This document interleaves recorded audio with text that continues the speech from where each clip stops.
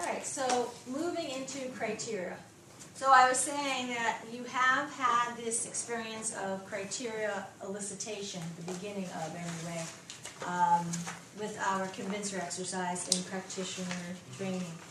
And what you think about with criteria is that it is really about your importance, like what's important to you, right?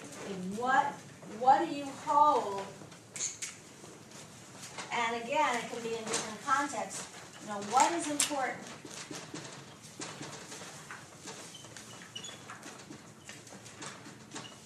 What is important to you in your different areas of life, right? So in your different contexts, whether it's in your family life, your work life, your community life,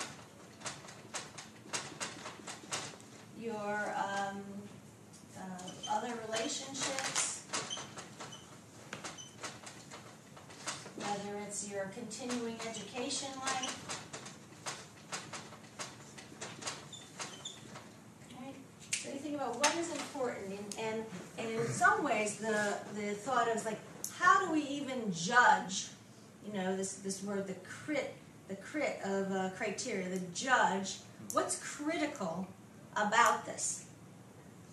And once you know that about yourself or about others, it's very much about opening into the motivation. Like, what is important to you? Let's start with the education of coming to an NLP training, right? What's important to you about coming to an NLP training program?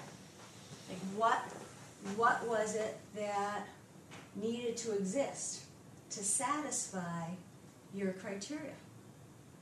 Do you have any thoughts about like what criteria came up for you when you were making your selection? Yeah. The desire to grow. So growth. That was important. If you came and it was kind of stagnant, if you didn't think that there was anything new to learn, it might not have been for you, right? So growth was important. Somebody else? Any other criteria? Yeah. I think improving personal relationships and skills. So the improvement of these skills, of the relationship skills, and when you improve it, what do you get from that?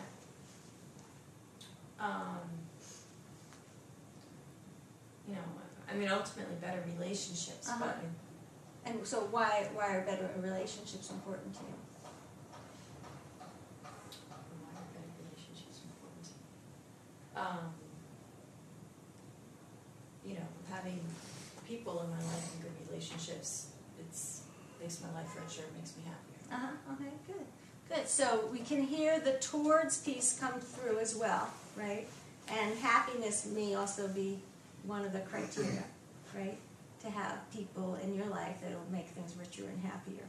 So to improve your relationships in order that you have happiness, right?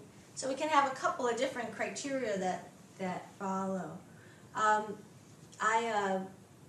know for me, coming in when I first started to take the training, it was I really wanted to experience like new learning. Like it was growth. I wanted to learn something new, and I think it was also kind of on the edge. Even though it was in the early '80s, and you think now it's 2008, I still feel like it's on the edge. There's still something very different about it, right? So it's exciting for me. Yeah. I would say it's a very similar thing. I was going to say, for me, it's the same, like had growth, but there's an element of change to it, too. It's not just the growth part, but it's something, like you're saying, something new, something is changing. But it changes, no, it's just not the same. It's different than just growth for me. Yeah, I find it's different with the NLP and the hypnosis. With the NLP, to be more conscious, aware, and effective in my life by getting how people work, how I work, how... Yeah.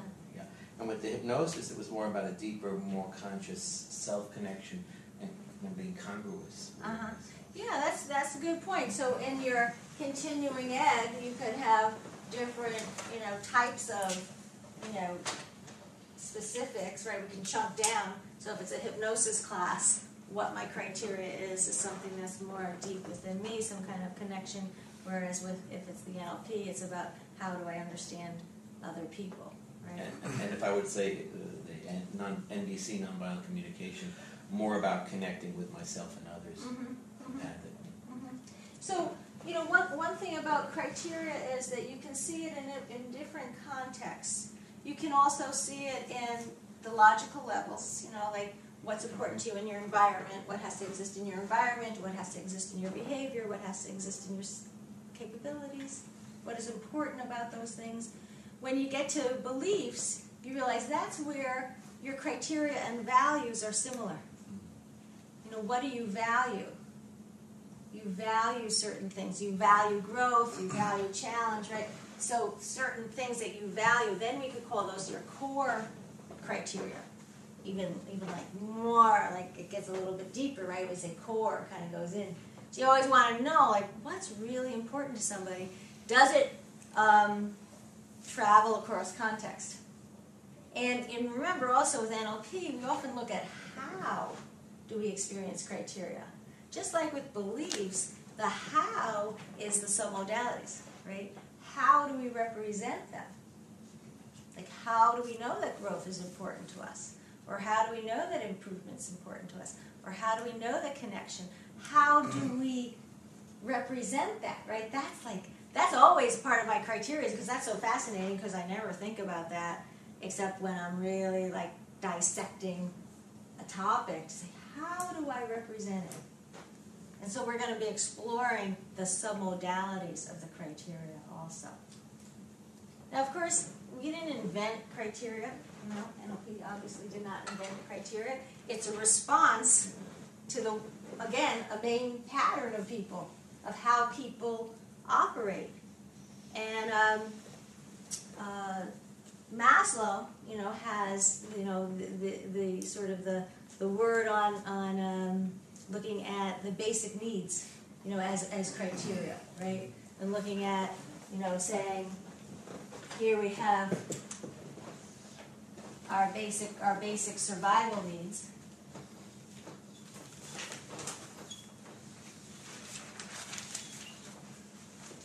And so we can all kind of agree that in a major way, if it comes down to it, you say, well, survival. We all know like that's like our safety or security, right? So those would be our basic needs for certain things. Maybe not for why it came to a continuing ed class, right? But for the basic needs would be your physical needs. And then it actually goes up to safety and security. So we have our physiological. So we all, want to make sure that our bellies are full, that we have taken care of our thirst, right? Like, our basic needs are taken care of. Safety and security. And then this is his model, right? It's not the only, but an example. To have love and belonging.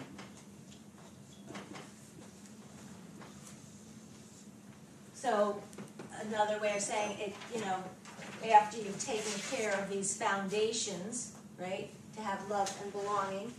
And then going to, let's see if I have another color pen. So, yes, I do. So your own self-esteem, your own value of yourself, right? And then we're going to whatever the higher needs are, which could finally be like self-actualization, right? Going to some kind of top point here.